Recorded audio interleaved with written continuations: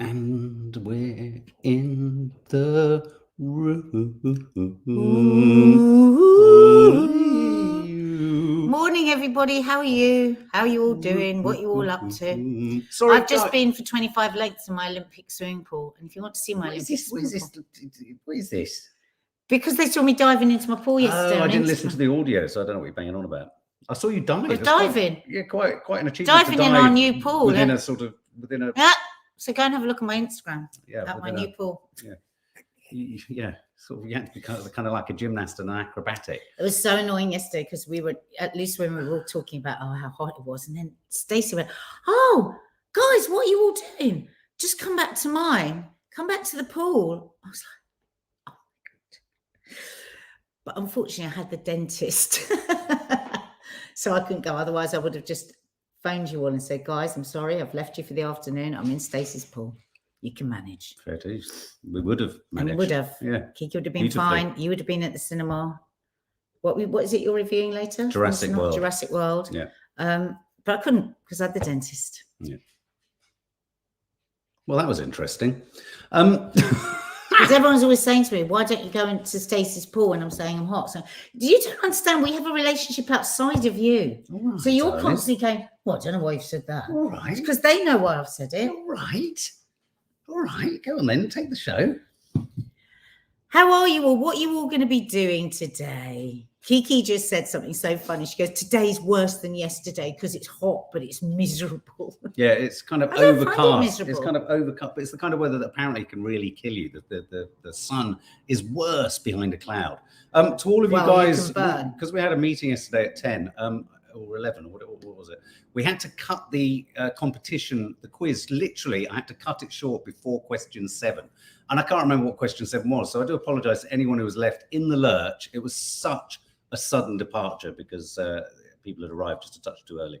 But yeah, so apologies for that yesterday. Jenny Scam, poor Mark, thank you very much. Thank you.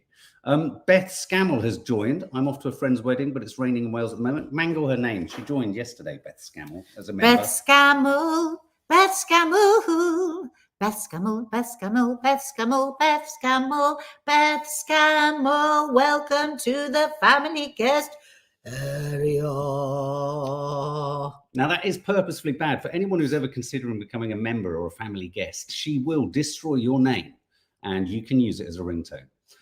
Saw Jurassic World Dominion last Friday night and there were only 4 people, including me and a friend. Yeah, got a lot to say about it, Reese. Got a lot to say about it. Came back in last night seeing it. It wasn't particularly, well, I won't say too much. Otherwise, what's the point of doing a bloody review? Love Island was good last night. Yeah, Love Island was good. Sunday, I'm going to do a live on here after the show.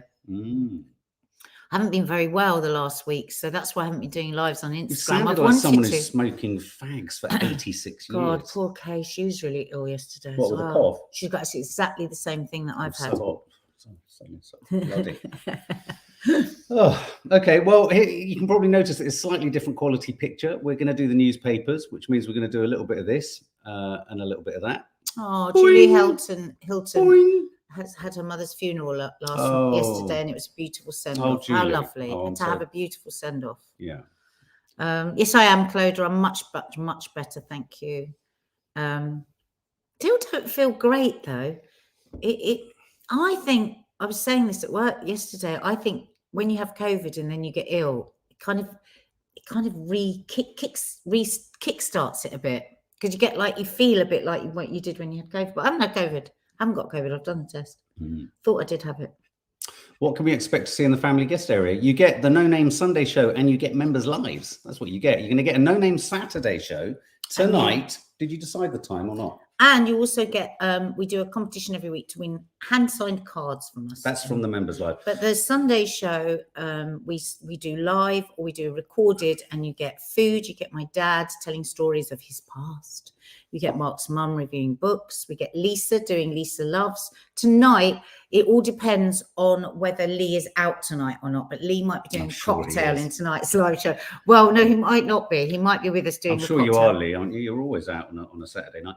So anyway, we did discuss just before starting what time it would be, and I don't think we hit upon a time. 6:30. 6:30. So 6:30 tonight, in answer to your question, Joe Ward, there will be a live in the members area tonight. And a whole host of cards have been processed and are going out for those 24 monthers who are now sitting at 27, 28 months and still haven't received a card. I recognise it's taken a while. So, so shall we have a look at some of the news headlines? Let's. Yeah, I've been painstakingly going through it this morning. I've been cleaning the fridge while Mark's been getting all the headlines. So Mark is going to. So they're as new to me as they are to you. Okay. Well, the first story is we are not amused because you keep. All I hear Nadia pottering about the house is saying things like, "Oh, COVID's going up. Oh, COVID's going up," and the main reason for it going up is obviously the Queen's Jubilee. So there you go. Oh. We are not amused. Queen's Jubilee sparks a 43% rise in COVID cases. A 4-day party that's caused a national hangover. Her Majesty's Platinum Jubilee celebration saw COVID cases soar by 43%. But thinking from a more holistic point of view, that will build more immunity, won't it? Also, the great thing is that the deaths aren't going up. We haven't used these words in ages, have we? The hospitalizations are going. I mean, we are for sure living with COVID. It's endemic. That is a fact. It's endemic. It's Father's Day tomorrow, which means a huge number of us are going to be made to feel very special. I suppose I've always sort of thought that Father's Day has never been significant to me as a young man, because of course I didn't have one. But it became very significant to me becoming a dad. Not because you want to be celebrated, but because you just want to do a bloody good job as a father. But this headline I thought was quite interesting on the front of the Sun and incredibly poignant. It's Dame Deborah James saying, "Tell your dad you love him. It could be your last chance." And we're live, Kooks. And just to say that Dame Deborah James has issued a poignant message as she prepares for an emotional Father's Day tomorrow. In an exclusive interview, she says, "I've not always been a big one for telling Dad how much I love him, so take it from me. Just say it. You never know when it might be your last chance." And I think that's quite an emotive and significant symbolic, don't you? What do you think? Do you think you always need to tell someone you love them for them to know that they love you? My mum's never said to me that she loves me. I know she loves me. Right. But she's not from that generation where you would say it, you know, and a lot of people are uncomfortable with saying I love you or hearing it even. I mean, but I have no doubt that my mum does love me. It's a generational thing. Do you think? Well, I don't think it is a generational thing. I think it's probably a lot of people are uncomfortable with saying it as well, aren't they? Yeah. And maybe love is when were we talking about it recently? Love is so many different things to different people, isn't it? What is love? I think you were talking about it. And how many of you have said to your parents, I'll be really interested. Can you do a poll question? I just need to talk to Kiki for 1 second about, have you told your parents that you love them, or do they just know? Something like that. Kiki? Her Highness has moved off. I'll just do the poll. Just 1 second. What did she say to ask? Have you ever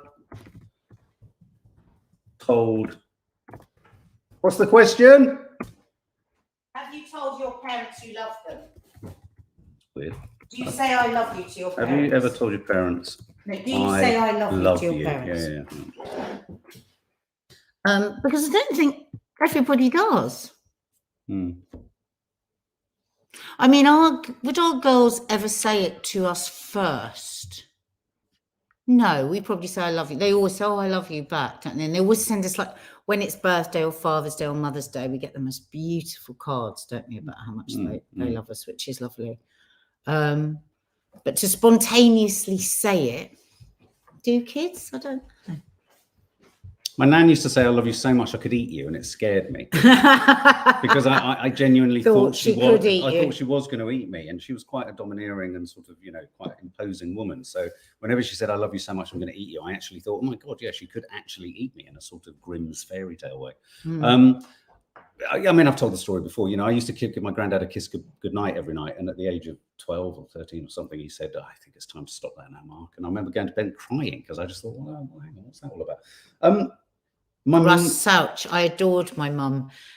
Russ, did you and your mums tell each other that you loved each other? I think sometimes. Did your mum say I love you? Well, I was just about to say that, and me and my mum, you know, we've had a checkered past. I think it was. I never felt it was said when it was said with feeling. I always felt it was off the back of a hangover, a drink, or something like that. So I always tend to. I just that one. Don't let it go. I always tended to. It always felt like it came in odd circumstances. Now we do. I tell her I love her, and she says it. But I do. I remember there was a point as a teenager where I thought this is a valueless statement. It's just bandied around. I love you, but actually, is that what it is? Do you know what I mean? Which one? I mean, the girls will quite often walk into the room, and I'll just say, I spontaneously say, "Oh, I love you," because they walk in, and I just have that feeling, so I'll just say it. Yeah. And they go, "Oh, I love you too, Mum." But I think your own child probably doesn't. I think it's probably quite rare for your own child to say that. Do you want me to read that out? Yeah, I do. Oh, right. Ashley's one. I didn't know whether you wanted to. No, they never say it to me, and I never say it to them. My mum, though, says it to my sister, but she never says it back to her. Oh, sweetheart.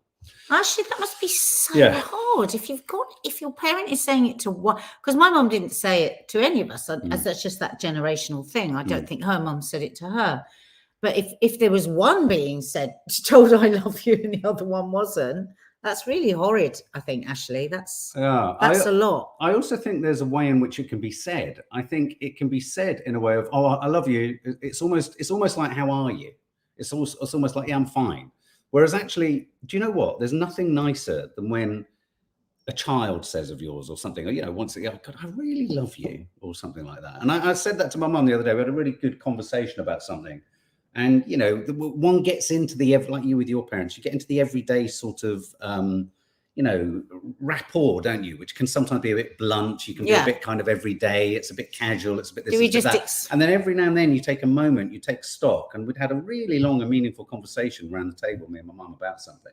I looked at her and I just went over and said, "Oh, Mum, I really do love you. Thank you." And I think... Yeah. But I think there are different grades. No, but I think saying it like that is very meaningful, but I don't think it necessarily negates. It's very lovely, but I think it doesn't necessarily negate the other ways of saying it. Because I think the casual moments when you say, "Oh, I love you," Dawny was just saying that she finds it very hard to say the words, but she can show it. And I think it is hard. If you're somebody that finds it hard to say, then I think it's is it all in the words? Is it all in the words? Because I think it's also in the sentiment and the feeling. That's what I'm saying. I do think that there's a physicality to it as well. There's some, you know, I mean, this is an interesting one. A kid in school, Clodagh Egan tells me he loves me so hard. It's so hard not to say it back. I have to find another way of replying with a nice, yes. And now you remind me of that. I think I've shared the story of a girl who I used to look after in a play group when I was a student in the summer. And her father killed her. And himself. Can you believe that? And I remember having exactly the same predicament where she would come over and sit on my lap whilst we were setting up for baseball, and she'd say things like, "I love you, I really love you," and I just didn't know what the hell to say or do. I mean, she was a very sweet kid, and you know, we'd entertain, we'd all go off and we'd play, and you know, but when you can feel a child striving for that connection. My heart goes out to anyone. Ashley, your comment there makes my heart go out to you. And Nicola, I never had a dad to say I love you too, or to say back. Well, that's just that's like Mark, you know, that's just so hard. Millie Parfit, my mum would never say I love you. When I was small, I would cry and she would say actions speak louder than words. My mum wasn't a cuddler either. I cuddle and tell my kids I love them all the time. Yeah, I think that happens if you haven't naturally had that. I think also, and I think the very thing that I used to find, if you like, a little bit fake, because when my mum was young, she was drinking and doing all of her bits and bobs. The same thing fell into me when I was drunk. When I was drinking, you would get to that place of it's fake love, isn't it? It's a fool's gold of, you know, that classic thing of amongst friends. Oh, you're all suddenly brothers and you're going to change the world and you're a friend for life and you're my brother, you know, all that. Drink can amplify to young children, to youngsters, an odd sense of what love is. Do you know what I mean? There's nothing, nothing people worse only say it when they're drunk. There can be an attachment to it. A bit of a trigger, Tamara, okay, but is it okay that I feel love towards Nadia and Mark? We subs love you. Tamara. Oh, sweetie. Oh, sending you love. Millie Parfit, my mum would never say I love you. When I was small, I would cry and she would say, oh, have I just read that? I didn't I? My mum wasn't a cuddler either. I cuddle and tell my kids. Yes, I did. Sorry, Millie. Gabrielle, me and my mum had a difficult relationship. Every time I want to ignore her, I remind myself she might not always be here and I'll regret not being kinder to her. Well, you know what? There is something in that. You know, there is something in, there's only a limited amount of time on this planet. We don't know how long we've all got. And better to just, it's like, it's part of what I call as a sort of recovery station, is making sure you're being kind to others and treating others how you would like to be treated. You know, make sure that you've put in a little marker of respect and love there somewhere. This is a nice way to do the news. Yeah, it is, isn't it? The next front cover I'm going to add to the image is this. I don't know what it's Paul McCartney's birthday today. Paul McCartney. He's 80 or something, isn't he? 80. Macca is 80, and he's performing at Glaston's, isn't he? And next week he says he's going to axe the Beatles hit banned in the USSR as a show of support to Russia. So Paul McCartney has axed the Beatles song from his live shows in protest at Vladimir Putin invading Ukraine. He's playing Glastonbury Festival next Saturday. The original track was about a Russian spy returning home from the US. But yeah, I'm sure Putin will be absolutely choking on his oats or whatever. What do you think Putin eats for breakfast? Oh God, probably raw meat. Raw meat. Eurovision UK. BBC is set to step in as the Ukraine is unable to host. Next year's Eurovision Song Contest could be held in the UK on behalf of this year's winner. Presumably, whoever wins generally becomes the country to host. The BBC has held talks to potentially host the 20. Would we like that? Are we a fan? Are you a Eurovision fan, Nat? I used to be years ago, because it was just one of those, you know, events that you sit together and have a bit of a giggle about, like Miss World and all that. Yes. But no, I haven't watched it for years. Right. BBC set to step in as Ukraine is unable to host. I mean, you know, who triumphed when it was held in the UK previously? Jacqueline Boyer, Tom Pilliby song. Do you remember that? Sweden, ABBA, Waterloo. Waterloo, they won. I've forgotten that ABBA won. Yeah. Vicky Leandros, Après Toi. Spain, 1968, won Masil, La La La. So we've hosted it 1, 2, 3, 4, 5, 6, 7, 8 times. God, it was as long ago as 1990. Wow. Well, I suppose because we never won the bloody thing, did we? What's that? I don't know if you saw that story there. Doc note, this is Amber. God, they're not giving up. Oh, no, she's talking about the fact that her notes with her therapist would have proven something different. The reason they weren't submitted as evidence was they were all entirely hearsay, because it was simply what she'd said had happened. So yeah, they were notes, but insofar as they were notes, they were her notes, if you know what I mean. This picture I thought was quite shocking. Oh my God. And it was quite a spoiler as well. It's in the Daily Mail, obviously. New Channel 4 series. We know the Daily Mail and Channel 4 aren't big friends. Let's put it that way. So yes, an opportunity for a photo, but also an opportunity to completely spoil a show, which I've now done by showing it. Breaking TV's last taboo, Julie Walters and Channel 4's shock scene of assisted dying. This is the harrowing moment Julie Walters helps an on-screen acquaintance end their life in a moving scene for a new drama. This is a new drama called True Love, and it tells the story of a group of friends who reunite at a funeral and agree that if one of them falls ill, they will engineer their death. Wow. Could you ever envisage yourself doing that with your friends? What a way to do it. And it's quite brutal, isn't it? Isn't that an awful way to die, though? It's quite harsh. I don't know.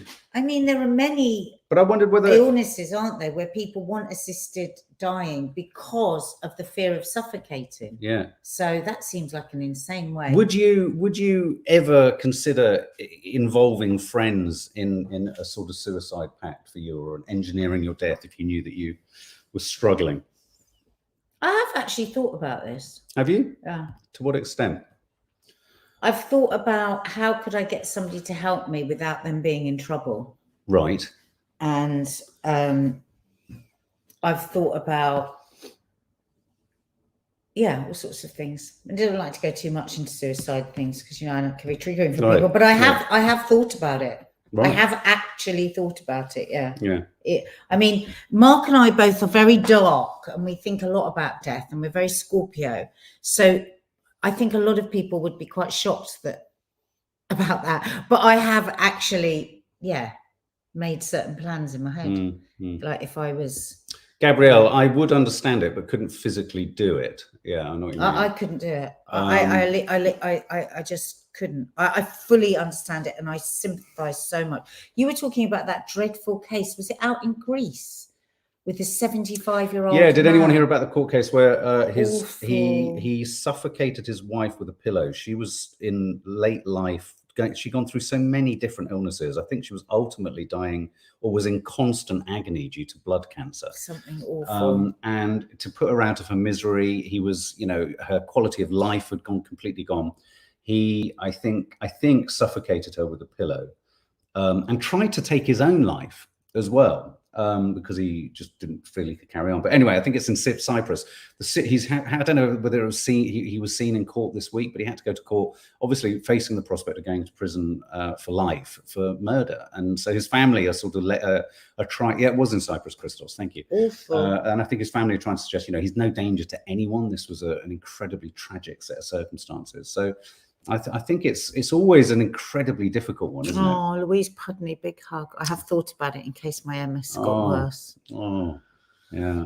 This is why I just think we've just got to keep having this conversation about assisted dying. You know, it's been said so many times, hasn't it? You know, you'd help. Yeah. Yes. Why should people have to? I mean, where do these rules come from? I mean, the thing is, it's actually quite difficult for the doctors as well, isn't it? You have to have a very, I mean, what is the famous place in Switzerland? What's it called? What's the famous place in Switzerland? Dignitas. Dignitas, yeah. I mean, I don't know whether those are all doctors there at Dignitas, but yeah. My nan used to say, just put me in a wheelchair and push me off Muddyford Quay. I was like, Nan, I can't do that. And then she'd actually say to Maddie and Kiki, just chuck me in the woods. When I'm dead, chuck me in the woods. Don't have a funeral. And Kiki, Maddie would come crying saying, Nanny Thelma's asking me to chuck her in the woods again, and I don't want to. Don't worry, we're not going to chuck her in. I like the puntastic. Let's not forget, we like puntastic headlines. Check this one out. Vulture owner tells neighbours to keep calm and carry on. I like that. A vulture has been rescued by a bird lover, which has been swooping into neighbouring gardens. And it's been frightening, obviously, the pets, because, of course, people who own pets around this neighbour are slightly concerned that it could end up trying to... look, the vulture next door causes bit of a carry-on. Carrion, do you get it? Yeah. Now, neighbours in a flap over rescued bird. I love a stupid, fantastic headline like that. The headline makers get paid a fortune, you know, in newspapers. Yeah. Oh, look, there's the bird. Vultures. I remember once this is a very curious, when I was filming in Costa Rica, I went for an extraordinary long walk along the beach. We'd been filming the rehabilitation of protecting turtles' eggs on the beach and what have you. And they come out, they lay them, and then all the eggs get eaten by vultures. So we were trying to protect loads of batches of eggs from being eaten so that they would hatch and they would be born. And you've seen the footage of turtles, baby turtles running into the sea and all of that. Anyway, so I went for a long walk for about 3 miles down a beach in Costa Rica. I misjudged it. It was incredibly hot. There were lizards everywhere. And I mean giant lizards just absolutely everywhere. And I was really hot, and I'd taken no water, and I was like, I was nowhere near death, but I was fatigued. I turned round, and as I turn around, there's about 50 vultures just like that. Oh my God. Sat in the sea up to their ankles. With their arms crossed. With their arms crossed, just watching me go back. And as I walked, they didn't even bother to fly. They just trotted alongside me. Oh God, I was how like, awful. I was being stalked. By vultures. Arians. Yeah, there you go. That was a goodie, isn't it? So this one I thought was interesting. Sitcoms cause stomach acid. Watching a favourite sitcom triggers more than just belly laughs. It can cause indigestion. I can explain why I had indigestion all the way through the 70s and 80s, because sitcoms were funny. I hope you didn't have indigestion through the 70s. I did. That's a really bad sign. I think it was to do with my nan, though. I think it was to do with the bread you were eating. The bread I was eating. Top of the plops. County Durham is the UK. Now, if any of you saw Home Time this week, the embarrassment of Toffee's shitty arse and other dogs shoving their noses up it. County Durham is the UK dog poo capital. Dog owners are dumping dirt in Durham, make it the UK's worst place for dog mess. The most fines were handed out than in any other authority in the UK for dog poos. Fines? Do people? But how do they catch people? Do they chase people with a bag of poo? I don't believe that. Probably means one person got fined. Do you think? Yeah, because there's no infrastructure to catch people when their dogs poo, I mean, I haven't seen a policeman for 20 years on the street anywhere around where we are. Have you? The poo police. I haven't seen the poo police. And apart from police, who can fine you for PC Plod? PC No, Plop. PC Plop, of course. Any historians here? Any keen historians here? there could be a reason as to why there aren't many skeletons or remains in the mass graves after the Battle of Waterloo. This fascinated me, this did. This is the story of Riddle of troops who met their Waterloo. Now, it's often talked about, isn't it? There was something called Waterloo teeth, where people would go to the battlefields of the Battle of Waterloo. They'd take from all the corpses the teeth, and they would be sold on as false teeth. Well, apparently, there's been a riddle for archaeologists as to why can't they find as many of the skeletons and remains of all of the bodies of all of the troops that were allegedly killed, and the teeth, and from which we got the teeth. Well, apparently there was a roaring trade around the time of the Battle of Waterloo in 1815, of a roaring trade of bone meal. So people would actually go out, harvest the bones from mass graves, and break them down along with the horses' bones, and ship them into ports like Doncaster and Hull as to be used as fertilizer for growing all of our fruit and veg over here. So I just thought there was something so grisly about the prospect of someone hunting for bones, sending there's records of bushels of bones of horses and bodies arriving in the UK, ground down and turned into mulch. What about that? It made me want to write a short story about one of the bone hunters. Look at that. No. That's what the lizards were like in Costa Rica. Have you seen that film that keeps popping up on Instagram of the bears? The bear giving this guy in a car a high five. No. Oh my God. Has anybody else seen it? It keeps popping up on my Instagram the whole time. The weird thing about bears is, again, when we film them in the American parks, they are like people. They get into cars. Well, this into film, cars, you know? If it pops up again, I'll send it to you. It's quite extraordinary. Yeah. Police, look at this. Police find elderly woman in distress is actually a talking parrot. I love this. I'm going to show them that photo in a minute. Police officers forced their way into a West Midlands home on Wednesday following reports of an elderly woman in distress, only to find that it was a parrot calling for help. They love that. What was it? A team of officers rushed to the address in Sutton Coldfield following reports of a woman shouting for help. The homeowner's son returned home shortly after. It was revealed it was not his mother calling out, but her pet parrot squawking, help. Yeah, but help. How has the parrot learnt to say help? That means a human has been saying help. Oh, gosh. Yeah, well, that's a bit worrying. Maybe they just trained it to say help. I don't know. Why does there have to be something sinister in it?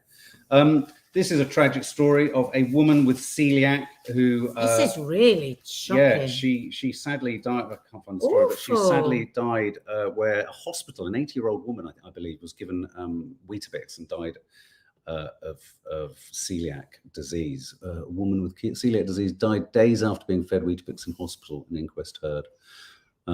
Yeah, tragic. So it just shows you, I mean, I think we talk about celiac, but we never really think it actually has consequences, do we? And this is a great picture story. Look at that. Wow. That is a goat with 19-inch lugs. Oh, he's adorable. Looks like Jar Jar Binks, if anyone's a Star Wars fan. Absolutely what adorable. A sweetie. What an absolute sweetie. There you go. Me too. Who was the parrot parroting? Who was the parrot? Baby goat with 19-inch lug ears. Oh, he's so cute. It's like Dumbo. It's like the Dumbo of the goat world. Yeah, maybe absolutely. He can fly. Maybe he can fly. This is an astonishing image. Look at this photograph. God. So this photograph is of male cactus bees in Texas. After 20 seconds of furious activity, they're swarming a female. So there's a female bee in there somewhere. Oh, God. 20 male cactus bees swarm around it, furious activity, and then she flew off with one of the males clamped to her. The photographer of this won the $5,000 first prize in the Big Picture Natural World. What an astonishing image that is, hey? Quite something. How frightening for her. Look at that. I just thought it was a funny image, isn't it? All those dogs. So I'm still left with the poor bee. Roughly how many dogs? Pet owner left people puzzled with a snap of her snoozing sausage dogs, wondering just how many there are. How many are there? How many can you count, guys? There are so. Look at them all. It's just like it's like a. What's it called when you get those rugs on the floor? What are they called? Afghan rug. Yeah. It's got a shag pile. Shag pile. It's like a shag pile sofa. Don't they look sweet? Well, I can't really distinguish them, if I'm honest. Well, that's the story, babe. It's a picture story. No, but I don't think they're sweet. Bastards. And this is the final story. I thought this was a bit silly. Poor old Rob Brydon says an entire audience, once he obviously started his show saying something about, as he said, I was saying some whimsical Welsh things. then he was heckled for the entire show with people doing bar sounds of sheep. That's enough to drive you absolutely insane. Barmy. Isn't it? There you go. Barmy. There you go, guys. Look at that. Bang on 30 minutes for you. So, guys, have a lovely day. So, all of you members, we'll see you at 6:30 later. See ya. The reviews will be landing for the new Emma Thompson film, for Jurassic World, and obviously there's the weekly